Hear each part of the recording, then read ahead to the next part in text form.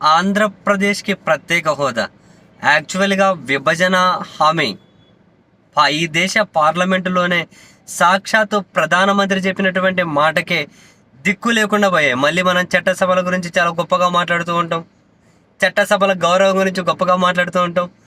ఒక రాష్ట్రాన్ని విభజింపబడ్డప్పుడు అటు మరో రాష్ట్రానికి, ఇటు ఆంధ్రప్రదేశ్కి, మొత్తం ఆంధ్రప్రదేశ్ విభజింపబడ్డప్పుడు విభజిత ఆంధ్రప్రదేశ్కి ఇచ్చినటువంటి ప్రధానమైనటువంటి హామీ ఏదైతే ఉందో ప్రత్యేక హోదా, ఆ ప్రత్యేక హోదానే కనీసం దాన్ని పట్టించుకున్న నాదుడు కూడా లేరు.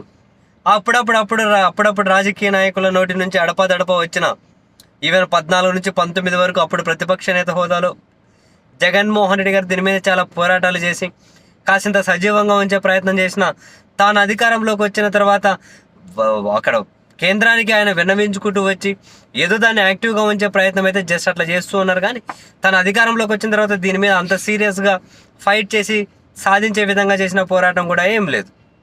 అండ్ చంద్రబాబు నాయుడు గారు అయితే మరీ టూ మచ్, ప్రత్యేక హోదా వస్తే ఏమొస్తుంది, నీకు తెలుసా నా తెలుసా, నీకు తెలుసా నా తెలుసా అని అవగాహన సందర్భంలో ప్రత్యేక ప్యాకేజీకి ఆయన ఒప్పేసుకొని మళ్ళీ ప్రత్యేక హోదా కావాలని చెప్పి ఆయన ఏదో పోరాటాలని చెప్పి నల్ల డ్రెస్లు వేసుకొని రకరకాలుగా అయితే జరిగింది.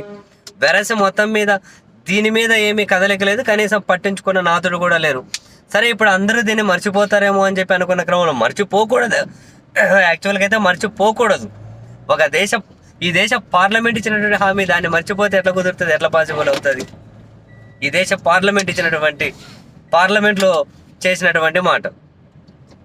బట్ ఎనీహౌ అందరూ కూడా దీన్ని లైట్గా తీసుకుంటున్న క్రమంలో కేఏ పాల్ గారు పాపం ఏదో సీరియస్గా ట్రై అయితే చేస్తూ ఉంటారు. కేఏ పాల్ గారు హైకోర్టులో ఏపీకి ప్రత్యేక హోదా అనే అంశం మీద ఒక పిటిషన్ వేసి ఆ పిటిషన్ ఎలాగల విచారణకు వచ్చేలా చేసుకొని ఇప్పుడు ఏకంగా కేంద్ర హోంశాఖకు, కేంద్ర ఆర్థిక శాఖకు, నీతి ఆయోగ్కి హైకోర్టు నోటీసులే ఇచ్చింది. ఆంధ్రప్రదేశ్ ప్రత్యేక హోదా మీద ఓవరాల్గా అంటే ఏంటి, దానికి సంబంధించినటువంటి రిపోర్టు మొత్తం మా ముందుంచండి అని హైకోర్టు ద్విసభ్య ధర్మాసనం కేంద్ర హోంశాఖ, కేంద్ర ఆర్థిక శాఖ, నీతి ఆయోగ్ వీళ్ళకు నోటీసులే జారీ చేసింది. బిగ్ ఇష్యూ, చాలా పెద్ద కదలిక. ఇప్పుడు కేంద్రం ఏం చెబుతుంది, ఆంధ్రప్రదేశ్ ప్రభుత్వ వైఖరి ఏంటి, ఇప్పుడు కేంద్రం చెప్పే సమాధానం మీద ఆంధ్రప్రదేశ్ ప్రభుత్వ ఆన్సర్ ఏంటి, ఇదంతా కూడా ఇంట్రెస్టింగ్.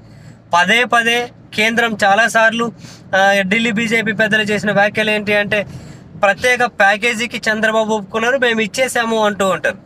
మరి వాళ్ళు ఇచ్చిందేంటో, చంద్రబాబు గారు తీసుకున్నదేంటో, పుచ్చుకున్నదేంటో, ఫైనల్గా ఆంధ్రప్రదేశ్ ప్రజలకు ఒరిగిందేంటో ఎవరికీ తెలియదు.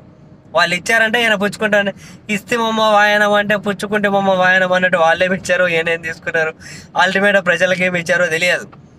బట్ ఇప్పుడు ఏకంగా కనుక కేంద్ర కీలక శాఖలకి, సంస్థలకి నోటీసులు ఇప్పించారు కేఏ పాల్ గారు. ఇప్పుడు కేంద్ర సమాధానం ఇంట్రెస్టింగ్, ఆంధ్రప్రదేశ్ సమాధానం కూడా ఇంట్రెస్టింగ్. కేంద్రం ఇస్తామని చెబుతుందా, ఇవ్వలేరని చెబితే చంద్రబాబు నాయుడు గారి స్టాండ్ ఏంది, వాళ్ళు ఏం చెబుతారు? సో డెఫినెట్లీ ఇది పొలిటికల్గా మళ్ళీ ఒక కీలకమైన ఫ్యాక్టర్గా మారబోతుందా అంటే ఖచ్చితంగా మారే సూచనలు అయితే గట్టిగానే కనిపిస్తూ ఉన్నాయి. మరి మొత్తం మీద కేఏ పాల్ గారు ఏకంగా కేంద్రానికి నోటీసులు ఇప్పించేశారు, కీలకమైన మంత్రిత్వ శాఖలకు, దీంతో సంబంధం ఉన్న ప్రతి ఒక్కరికి కూడా.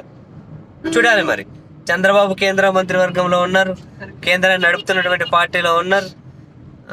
విల్సి ఏమవుతుంది ఫైనల్గా, ఏ విధంగా వీళ్ళు పొలిటికల్గా దీన్ని కార్నర్ కాకుండా చూసుకుంటారు అని.